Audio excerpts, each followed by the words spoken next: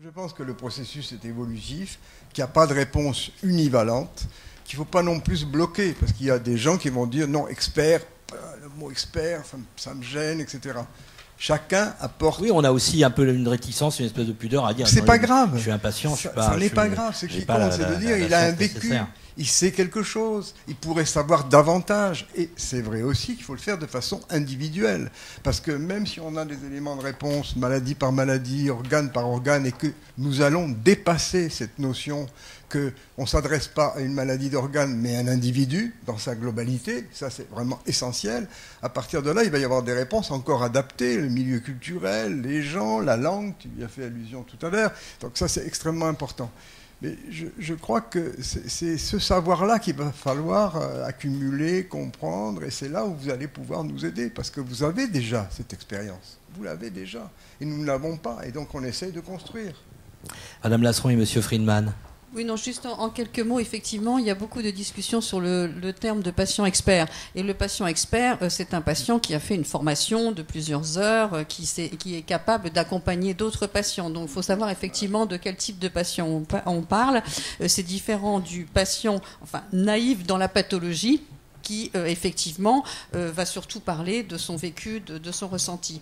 Mais globalement, le souhait, c'est que le patient ne soit pas que l'objet de la recherche, mais qu'il en soit aussi un acteur. Donc c'est tout cela sur lequel, tous ensemble, nous devons contribuer. Alors, ce que je voulais dire, c'est qu'effectivement, heureusement, il y a une vision commune et partagée. Ce qui est important de faire savoir, c'est que le patient, lui, son expertise, c'est l'expérience de la maladie. Il a ce savoir expérientiel, il est le seul à le posséder, et c'est très très important parce que ces données, son vécu et ce sur quoi il peut interpeller, qui va faire avancer tout le monde. Et on peut parler donc de patients experts ou de patients ressources aussi. Pour les autres, et vous parlez aussi de communauté, je pense que c'est très important, cette communauté, via les associations ou d'autres façons. Et effectivement, on partage tous le même objectif. C'est une innovation qui va apporter une meilleure qualité des soins et de prise en charge. Pour qu'il soit, je reviens sur la notion aussi de patient expert, je suis assez frileux sur la sémantique patient expert. Non pas pour moi, mais parce que généralement, quand on parle de patients experts, on peut avoir quelques réserves de la part des professionnels de la recherche. C'est le mot expert qui peut faire peur. On peut parler aussi de connaissances expérientielles. C'est français, mais je l'ai déjà lu. C'est pas grave. Et on voit de quoi ça parle. On est dans un monde de création. Et ça, c'est une vraie richesse aussi. C'est une vraie richesse, l'expérience des patients par rapport à la maladie. Et cela contribue, bien sûr, à nourrir, à identifier les bonnes questions, ou celles qui ne sont pas posées, alors elles sont très importantes pour les patients, et à essayer de faire émerger des projets de recherche. C'est dans ce sens-là que la Fondation ARC souhaite réellement interagir avec les associations de patients. Oui, je voudrais dire quelque chose au niveau de l'intervention des groupes de patients dans la recherche fondamentale. J'ai entendu souvent de la part des gens qui font de la recherche dans le cancer que les groupes de patients sont une source d'hypothèses très importante. C'est-à-dire, on en revient, est-ce que les patients experts ont le même niveau d'expertise que les gens qui font de la recherche? Non. Mais ils sont tout à fait en mesure d'avoir des hypothèses qui peuvent être prises par des gens qui font de la recherche par la suite. Le point qu'il ne faut peut-être pas oublier, c'est aussi le fait que ce que demande un certain nombre d'associations, bien sûr, tout le monde ne demande pas la même chose, mais un certain nombre d'associations, ce qu'elles disent, avec, à mon avis, raison, c'est qu'il faudrait que lorsqu'il y a les conceptions de protocoles d'essais cliniques, donc dès l'amont, et le plus en amont possible éventuellement, mais que là, il puisse y avoir des habitudes de discussion avec les associations de malades, parce que lorsque le protocole est monté, c'est là où leur avis, leur regard, leur expérience et leur expertise, même si vous n'aimez pas ce mot-là, mais serait très très utile pour l'amélioration elle-même de ces protocoles. Donc je crois qu'aussi c'est l'amont, l'aval est important, mais l'amont est très très important. Mais il les rencontre, est-ce qu'il y a des discussions avec les patients experts? Pas forcément, on ne les rencontre pas tous, mais ça nous est arrivé d'interagir avec un de nos patients sur lesquels on travaille maintenant depuis plus de 15 ans sur son prélèvement tumoral. Et donc ce patient, il venait régulièrement nous voir. Donc là, il y a eu vraiment des interactions avec lui pour nous donner des prélèvements sanguins. Et on a continué pendant 15 ans à étudier ces lymphocytes. Est-ce que les jeunes atteints d'un cancer se sentent aussi impliqués à aller vers la recherche clinique, vers aider justement aider les chercheurs? Ça dépend de la personnalité du malade. Enfin, on n'en parle pas souvent avec eux. S'ils ont envie d'aborder la question, on en parle, mais souvent ils n'en parlent pas avec nous. Nous, on va plus agir et leur être là en intermédiaire, leur donner les informations s'ils ont envie s'ils ont envie d'en savoir un peu plus. Il y a certains patients qui demandent vraiment de rentrer dans des essais cliniques, surtout les patients cancéreux en phase terminale. Est-ce qu'on peut avoir dans d'autres, alors peut-être pas dans la recherche fondamentale comme l'équipe de Madame Mamie Schwab, mais est-ce que on ne peut pas imaginer un patient expert qui soit aussi un peu acteur de cette recherche, au niveau clinique? Le message que nous on fait passer en tant qu'association de patients par rapport à la recherche, c'est de leur dire vous n'êtes pas des souris. Parce qu'il faut aussi, je crois pas que Madame parlait on parlait de vulgarisation du langage. Je veux dire, quelque part, nous sommes un petit peu des décodeurs par notre expérience et le savoir qu'on a pu engranger en fait pendant toutes ces années. Et donc c'est vrai qu'on sert souvent de décodeur entre le milieu purement scientifique et le milieu vraiment patient. Je veux dire, quelqu'un disait tout à l'heure qu'il y a un grand stress pour des gens qui vont dans les hôpitaux. Oui, il y a un grand stress je veux dire, quelqu'un disait aussi qu'il n'y avait que quelques secondes d'attention lorsqu'on a une consultation d'annonce. Il est vrai que lorsque vous vous présentez dans un service d'oncologie, on vous dit que vous allez avoir une consultation avec le médecin suite aux examens que vous avez pu passer. Il est vrai qu'une fois qu'on a prononcé le mot cancer, c'est très difficile de prendre des informations et de les trier.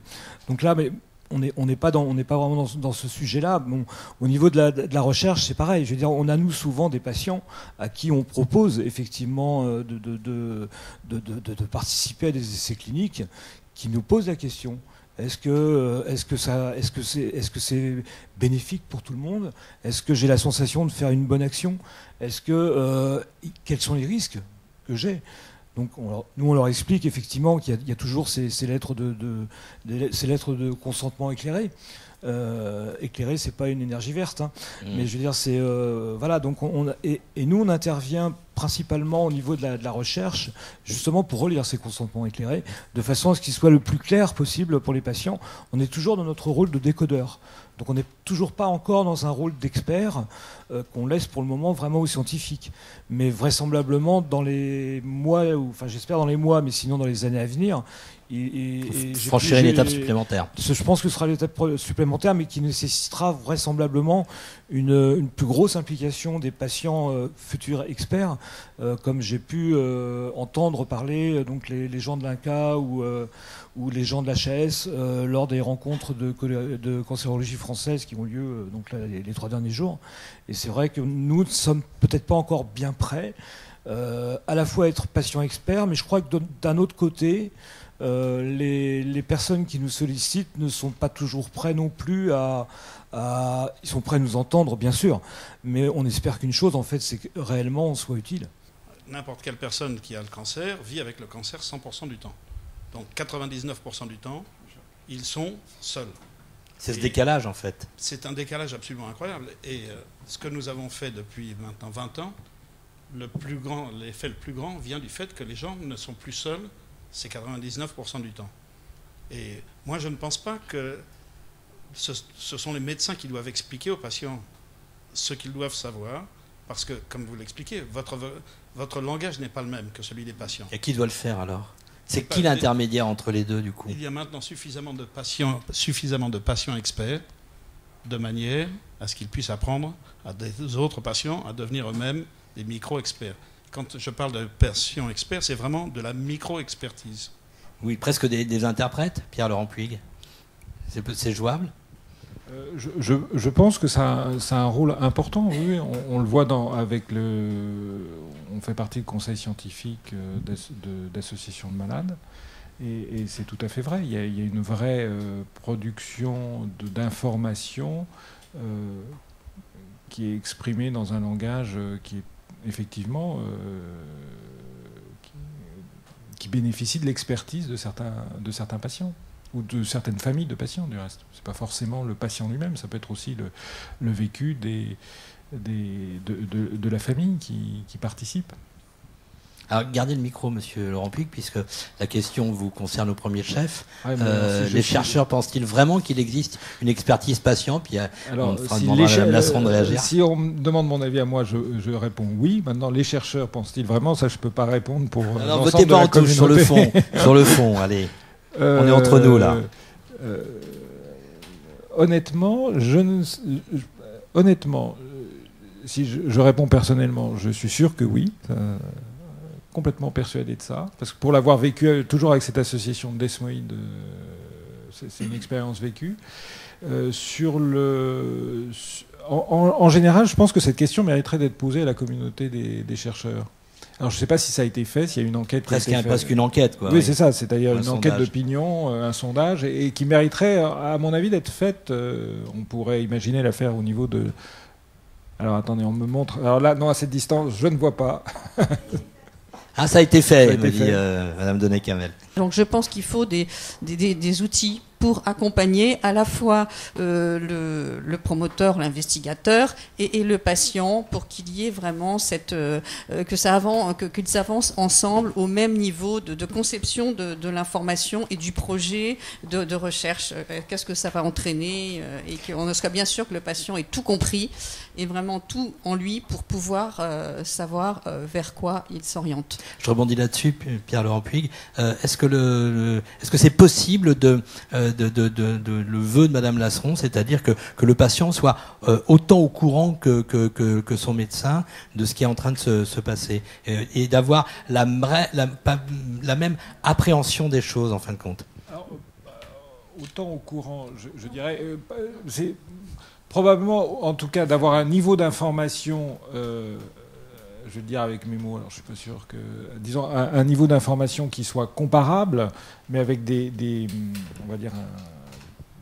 Des critères différents. Avec une façon de le dire, un langage qui doit être le sien, parce qu'il y a forcément deux langages, un langage d'un professionnel, même s'il fait beaucoup d'efforts, ça reste un langage de professionnel, et les mots qui vont être variables du reste d'un patient à l'autre, et qui nécessitent une adaptation. Donc on ne peut pas imaginer qu'il y a un langage universel des patients et un langage universel des malades. Ça me paraît des médecins, pardon. Ce qui me paraît relativement difficile.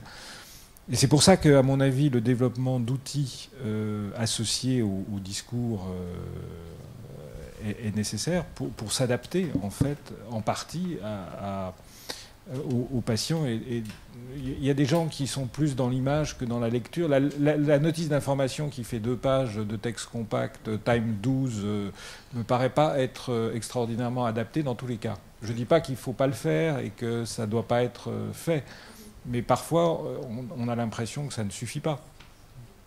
Oui, Professeur Navarro. Je crois que ça montre bien l'effort à faire. L'effort à faire, il est dans le dialogue, le vrai dialogue. À partir de là, et je rejoins vraiment ce qu'a dit M. Friedman, on n'a pas les réponses immédiates. Ce serait trop simple. Donc, il faut les chercher ensemble. Et je pense que les associations, par leur vécu, ce qu'elles savent, les patients, les familles, peuvent nous aider à avancer, mais avancer simplement. Il n'y aura pas une méthode pour dire c'est comme ci, c'est comme ça. Déjà, l'essentiel, c'est qu'au moins les médecins comprennent le but et du coup que cet échange ait lieu. Moi, je dirais que c'est ça la première phase qui est la plus importante. Après, on va progresser, après, on va avancer, après, on aura des techniques et on va essayer de faire passer avec vous, ce que vous proposez, de façon à le faire comprendre autant au corps médical qu'aux patients. La recherche, c'est un travail d'équipe. On ne prend pas le poste de l'autre. Hein. On travaille dans le même sens, en synergie. Dans ce domaine, donc en muco justement, nous avons créé un réseau européen de recherche clinique sur la mucoviscidose. On l'a fait association de patients et société savante européenne. Donc ça a été long, fastidieux. Ça a permis, alors on ne va pas rentrer sur cet exemple-là, mais on y a fait allusion tout à l'heure, ça a permis notamment de booster certaines études cliniques, clairement, vraiment, et notamment d'arriver à un premier médicament de médecine ciblée dans le cadre de la mucoviscidose. Ce que je voulais dire dans le cadre de ce réseau, c'est que ce réseau donc, reçoit principalement des études cliniques venant de l'industrie pour accepter et met à disposition un certain nombre de centres investigateurs sur toute l'Europe. Pour accepter un protocole, il y a des revues de protocole, il y a tout un process, etc.